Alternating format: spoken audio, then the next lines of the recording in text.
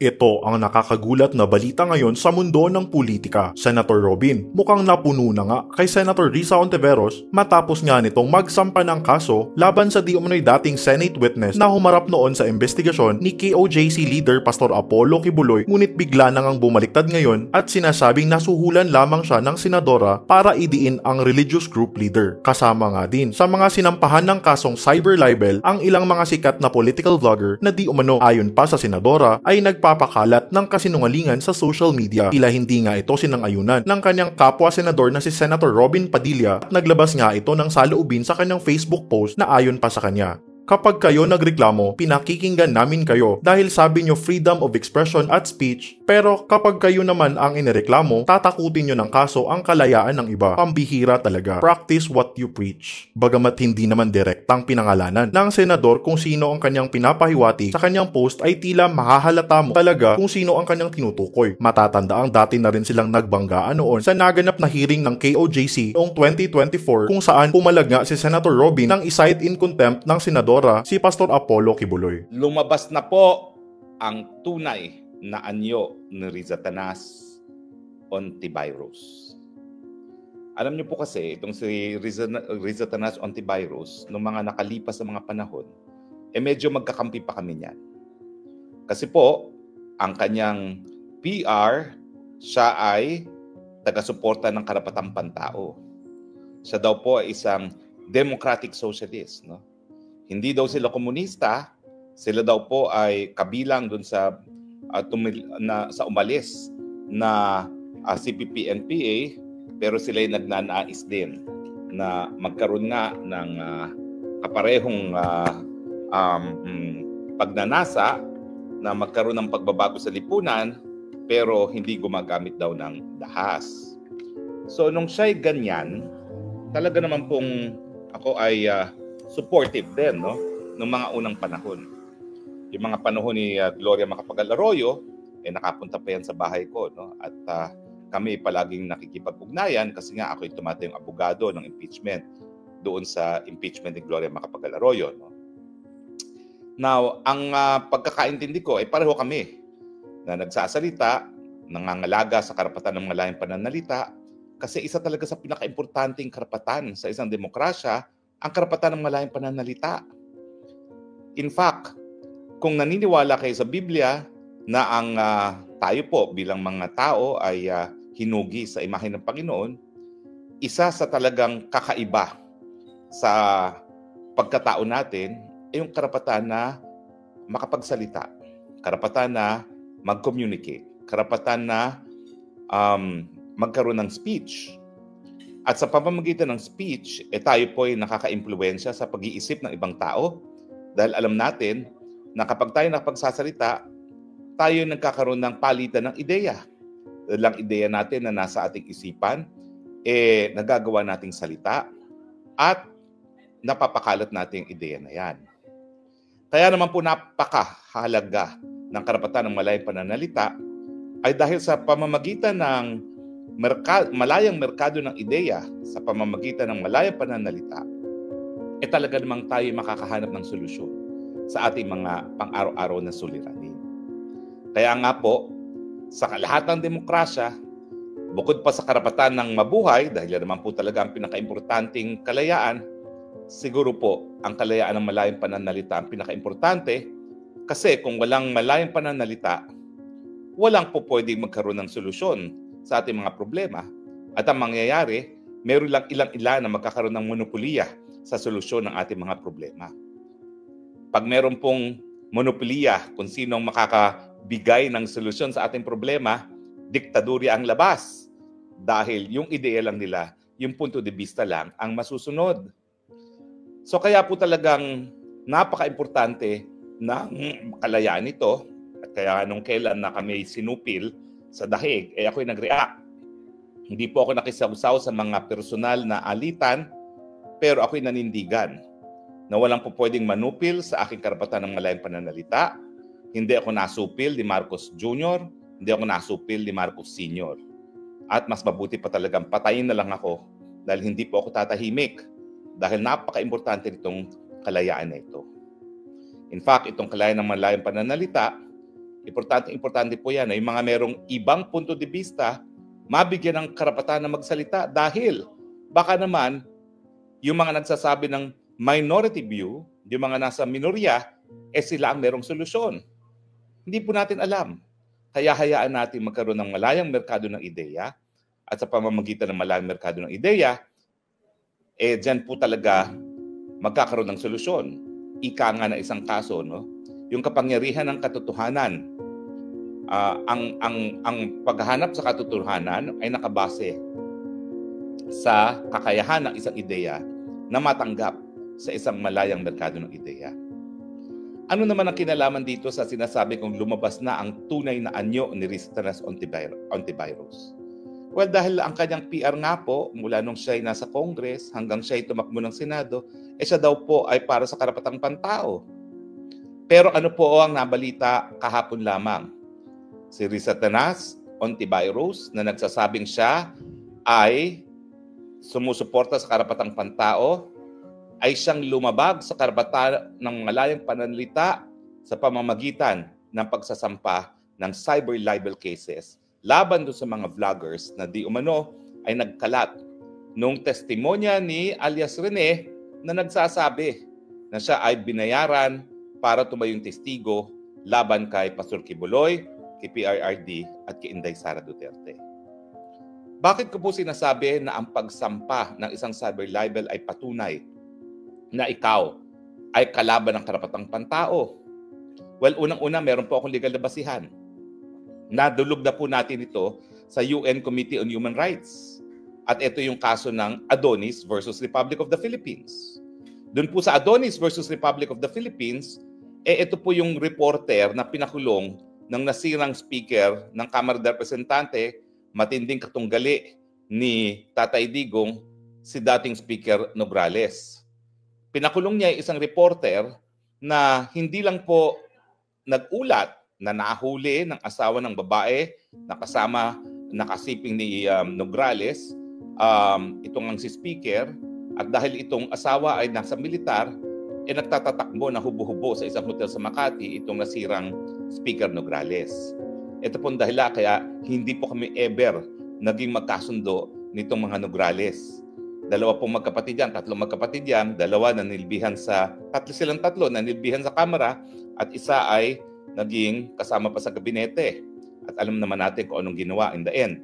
Matapos na ma-appoint ng 2 beses ni Tatay Digong sa Commission on Civil Service at bilang miyembro ng gabinete, linabanan ng Tatay Digong at sinasabi na hindi daw ako para mamuno sa Davao ang Tatay Digong. Alam niyo na kung sinong Nograles yan. Pero siyempre, kung ano ang puno, siya rin bunga. Kung bulok ang puno, bulok din ang mga prutas. At puro bulok naman yung anak niya talaga. In any case, nung isinawalat at isinadula pa ni Adonis yung pagtatakbo na hubad-hubad ni Nograles, siyempre, ang Nograles, Speaker of the House, ginawa ng paraan.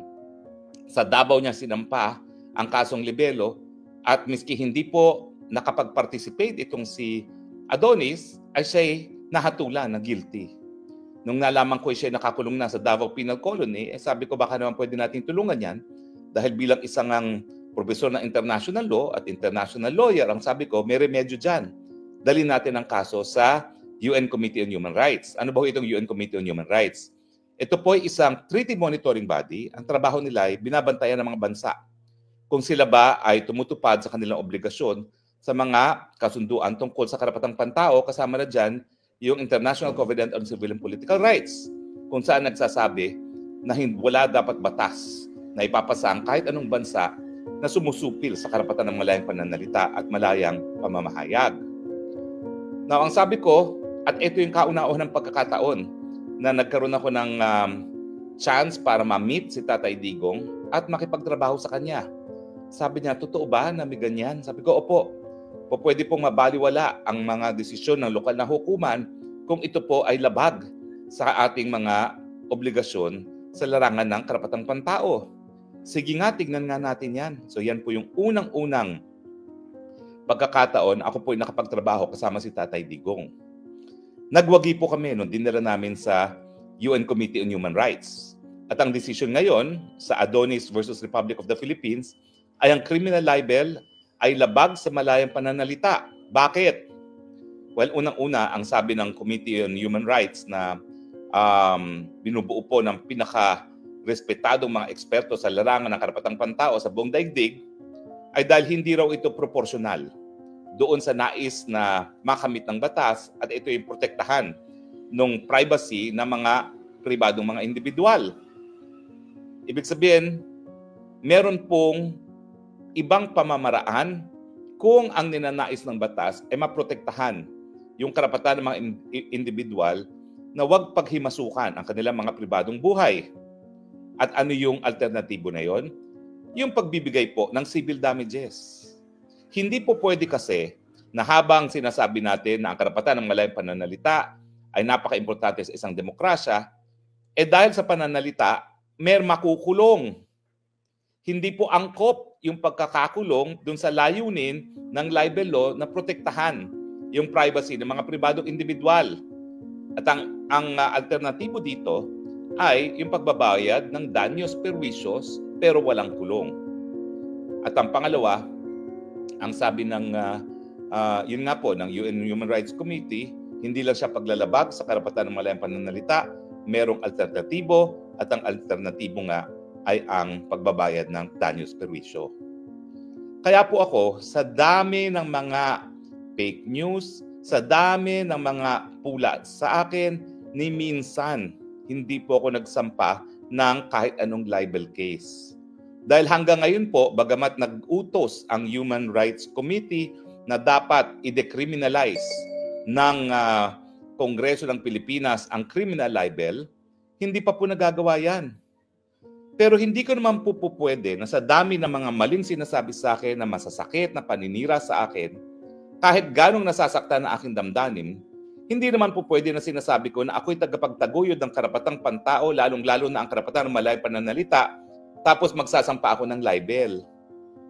That's a contradiction in terms. Ibig sabihin yan, hindi ka talaga tagapagtaguyod ng karapatang pantao, bagamat ikaw sa iyong PR, sa iyong pananalita, ay nagdedeklara na ikaw ay isang taga-suporta ng karapatang pantao, pero sa iyong aksyon, pinapakita mo naman na sa totoo lang, ninanais mo rin supilin yung mga bagay-bagay na nababasa mo, narinig mo, na hindi mo gusto. Sa totoo lang po ako, alam nyo yan. Siguro ako na ang pinakamaraming pula na natanggap sa lahat po ng mga opisyalis ni dating Presidente Duterte. At marami talaga pagkakataon na dapat nag-file ako ng libel. Kasi maraming mga nagsasabi na ako daw ay kriminal. Yan, si Risa Tanas Ontiveros. Ang dapat ko talaga unang-unang idemanda si Risa Tanas Ontiveros dahil sinasabi niya, kriminal daw ako dahil sa Pogo. Wala namang napakitang ebidensya na kriminal na bagay na ginawa ko noong mga panahon na legal ang Pogo dahil hindi nga po ako na-involve sa kahit anong Pogo. Abogado lang po ako ng isang kumpanya na nagpaupa sa isang Pogo. So talagang ako, kung ako ay hindi seryoso sa aking pagtataguyod ng karapatang pantao, ang una ko ng dinimanda for libel, Risa Tanas Ontiveros, dahil siya ang unang-unang nagbibintang sa akin ng isang krimen. Huy, miski yan ay nakabinbing ngayon sa korte dahil yan isang tanim kaso. Hanggang hindi napapatunayan na ako'y nagkasala, I am presumed innocent. Pero dahil nga wala naman siyang pakialam sa karapatang pantao, yung Risa Tanas na yan, ay sasabihin, kriminal yan si Harry Roque nagtatago. Huy! Kung ikaw ay talagang tagapagtaguyod ng karapatang pantao, pangangalagaan mo ang karapatan ng asylum. So yung mga pinagsasabi na dapat ako umuwi sa kabila ng pagigipit na alam mo namang ginagawa sa akin ng iyong kakamping Marcos Jr., yan nagpapatunay din talaga na hindi ka tagapagtaguyod ng karapatang pantao. Sabi nga ng iba sa social media, Che! Diba, no? Che! Fake ka! Plastic! Diba? Kalaban ka ng karapatang pantao dahil ang iyong pagsampa ng cyber libel laban sa mga vloggers na wala namang ginawa kung hindi i-repost ang naging video testimony ni alias Rene na nakasulat din at sinumpaang salaysay ay patunay na ikaw, Rizatanas Ontiveros, ay sumusupil ng karapatang pangtao. Na ikaw ay kabahagi ngayon ng diktadoryang Marcos Jr. na susupilin ang lahat ng kalaban ng administrasyon. Na ikaw, Rizatanas Ontiveros, bagamat ang simula mo ay tagapagtaguyod ng karapatang pantao, ay ngayon kabahagi na ng malawakang panunupil ng karapatan ng mga mamamayang Pilipino. Evidence, cyber libel cases filed against the vloggers. Anong intention mo sa pagsasampa ng mga cyber libel na yan?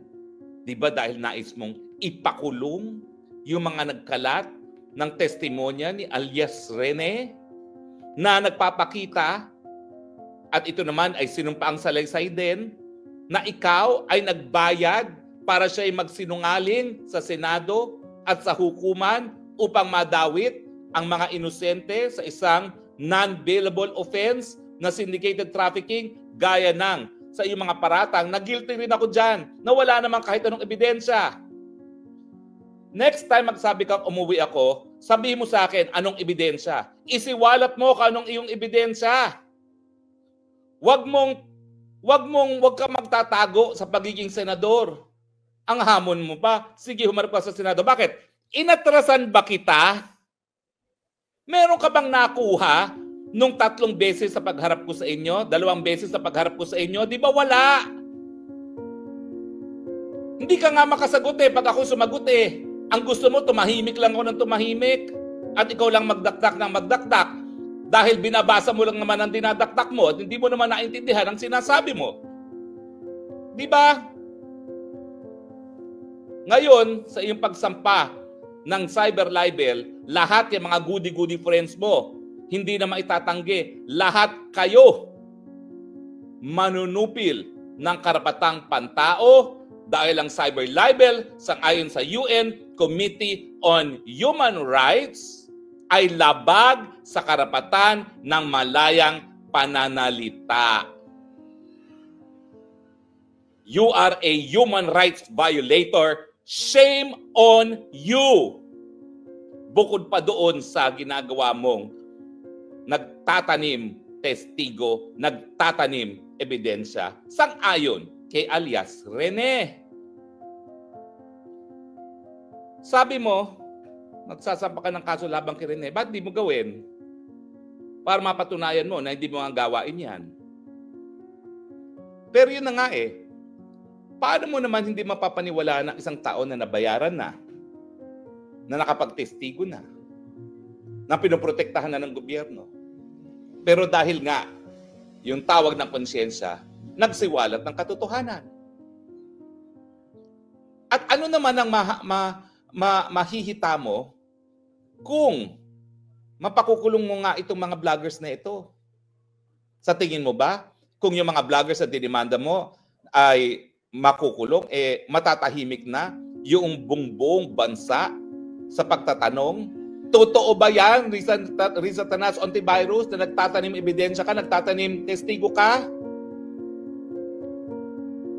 Alam mo kasi, ang dami ng desisyon na sinabi ng Korte Suprema.